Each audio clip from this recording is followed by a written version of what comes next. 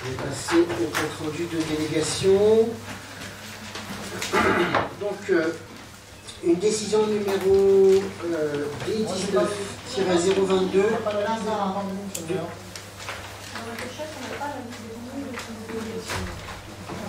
Le compte rendu de délégation? Ah ben on va vous là-dedans, hein. Je vais vous l'avoir. On l'a pas mis de nom? C'est un oubli, pardon, vous en faites passer une. Si vous en voulez pour faire précis, vous pouvez en donner, si vous voulez en donner chacun. Tu l'as pas non plus? Ah bah, c'est un oubli, pardon. Alors, désolé. Bon, ils sont affichés, puis je vais vous les lire, de toute façon j'ai les détails toujours.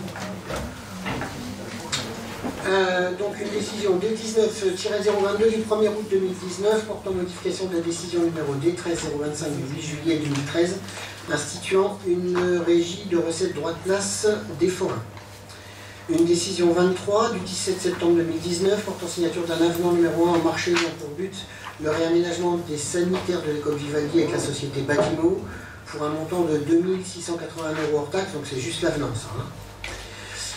Décision 24 du 26 septembre 2019 portant signature d'un marché ayant pour objet la location d'écrans interactifs pour les écoles, donc les TNI, la pose de câbles Ethernet dans les écoles, avec le groupement des sociétés Ether et Greenke pour un loyer de 3 320 € hors taxe par mois.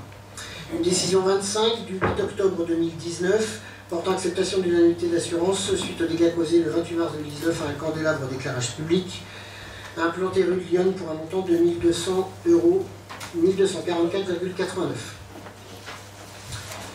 Une décision numéro 26 du 9 octobre 2019 portant signature d'un avenant numéro 3 au marché concernant la réalisation des études nécessaires à l'élaboration de la révision générale du plan local d'urbanisme de la commune de Saint-Patus, sans incidence financière avec le cabinet Altereo. Cet avenant a pour objet la prolongation du délai d'exécution du marché de 14 mois.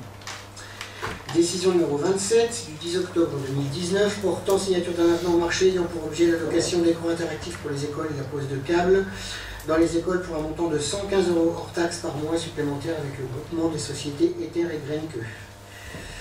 La décision numéro 28 du 10 octobre 2019 portant signature d'un avenant au marché de services de télécommunication avec la société Completel SFR Business pour un montant de 75 € hors taxe pour la mise en service des routeurs et de 49 € hors taxe d'abonnement mensuel.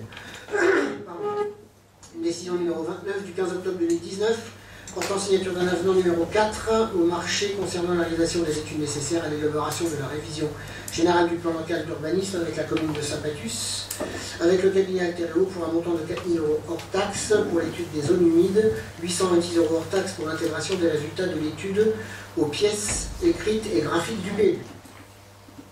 Décision numéro 30 du 6 novembre 2019 portant acceptation d'une indemnité d'assurance suite au recours contre le responsable du sinistre du 28 mars 2019 pour un montant de 572,63 €.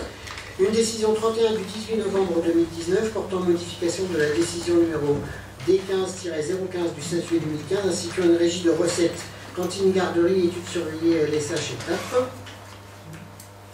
Décision numéro 32 du 4 décembre 2019 portant signature d'un avenant numéro 1 marché signé avec la société FH pour la rénovation et l'extension du restaurant scolaire Vivaldi pour un montant supplémentaire de 4 465,60 € hors taxe.